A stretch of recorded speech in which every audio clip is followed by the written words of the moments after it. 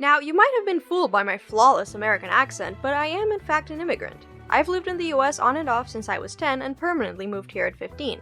It was an in-between age that allowed me to blend in better in some ways, but also accentuated the feeling that I don't truly belong anywhere. Seeing as I have a track record of primarily watching movies that I can relate to or that directly relate to my obsessions, it comes as no surprise that I'm always on the hunt for a good movie centered on immigrants. And that's what we're talking about today. Roll intro.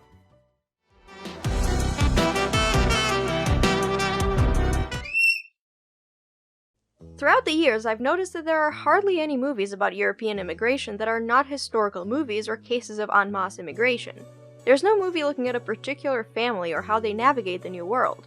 The immigration story is rather told through the eyes of the outsiders. Whether intentionally or not, I've noticed that Americans don't really question my citizenship as much as they would question someone who's not white. And reflected in that also comes the fact that most immigrant movies I've seen center around people of color.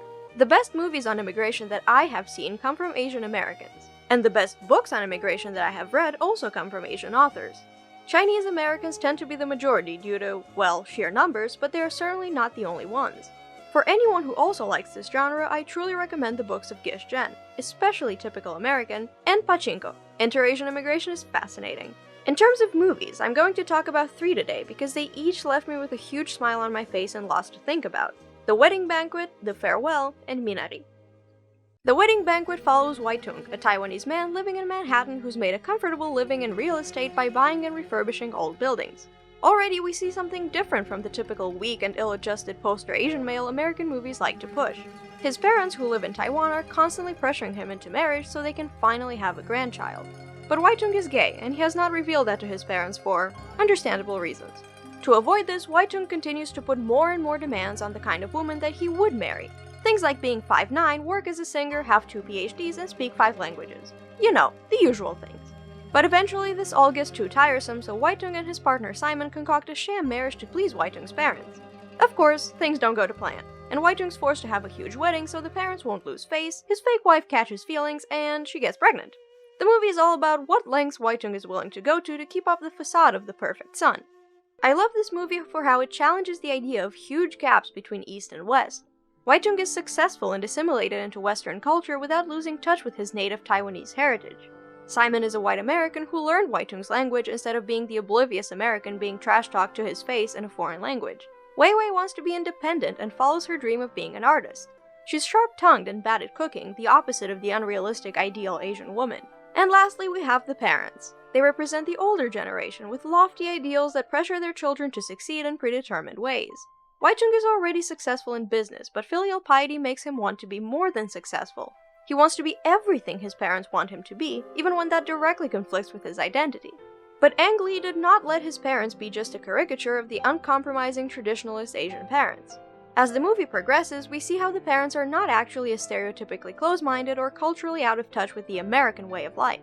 They demand a lot, but they're actually willing to give way too. There needs to be a big wedding because losing face is the worst insult in many Asian cultures. There needs to be a quote-unquote successor to continue the bloodline. But culture is malleable, and behind closed doors there's some space for freedom.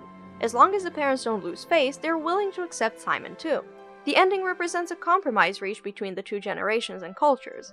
Like in any good relationship, both parties change to accommodate each other and achieve equilibrium. In the West, this compromise might seem silly or far from ideal.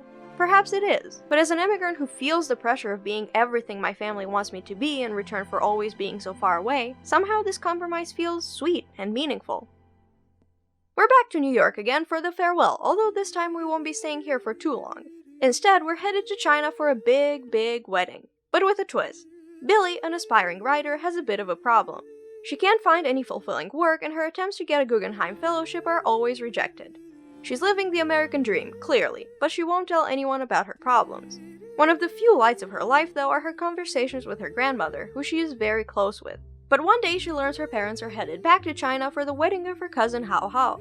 Billy's grandmother Nai Nai is dying. A recent doctor's trip has revealed she has terminal lung cancer and at best has only a few months left. Except her grandmother doesn't actually know any of this. Every other family member has withheld the truth from her, believing that it's not the cancer that will kill her, but the fear of it. The entire family is gathering to see her for one last time using the excuse of the wedding. Billy is very conflicted over lying to Nai Nai, but eventually obeys the will of the family. In the farewell, filial piety takes a different form from the wedding banquet.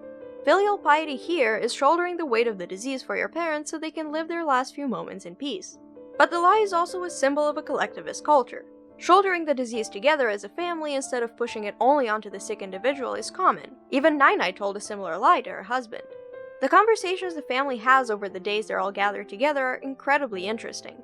Nai was in the military and she's expectedly patriotic, but all the other relatives, even the ones who left China, are similarly patriotic. Billy's parents are the only ones questioning this patriotism. Billy's mother rightfully asks her sister-in-law, if China is so much better than America, why did you send your kids to study in America? She can't answer, and she's not the only one.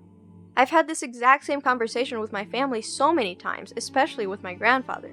With the same mouth, he'd tell me to study hard so I could live abroad, and then say how America isn't any better than our country. I think many immigrant parents are stuck in this cognitive dissonance of loving their country but recognizing that their children could live better outside of it. But back to more lighthearted cultural differences, Nai is also concerned about losing face and throws a hissy fit over the food to be served at the wedding. Only the best food is acceptable, lest they look cheap in front of the guests. Billy also speaks to Nai in Mandarin regularly, but when she has to express herself in front of all her Chinese relatives, her Mandarin ability is suddenly put in question. Most people are not perfectly bilingual, and Billy is clearly more comfortable in English, but the scorn from the relatives is so familiar to me.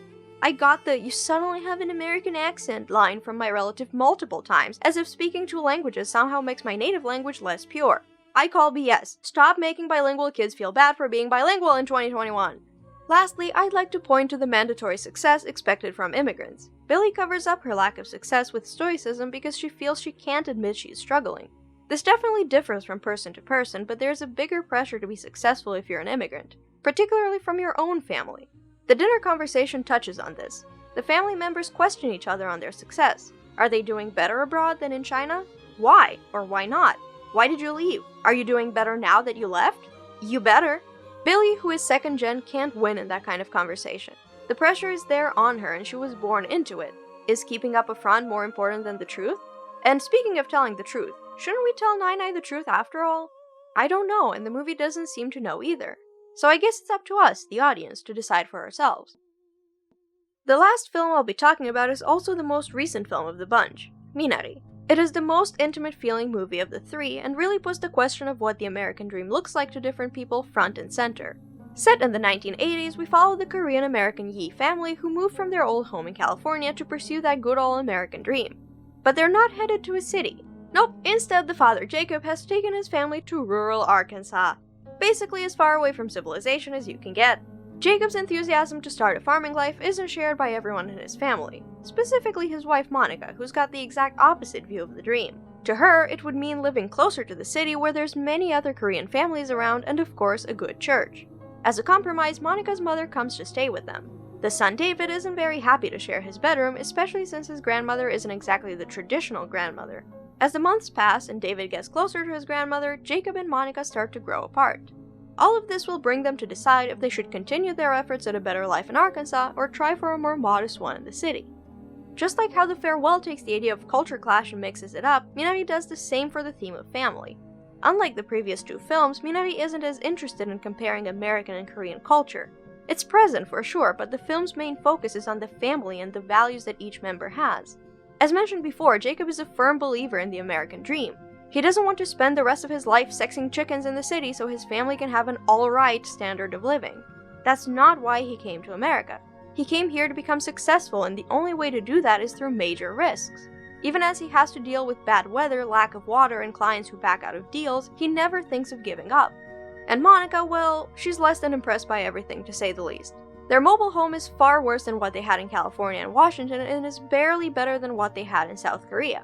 The few Koreans they do meet at work are living far away from where they've set up their home, and Jacob won't move to where they are either.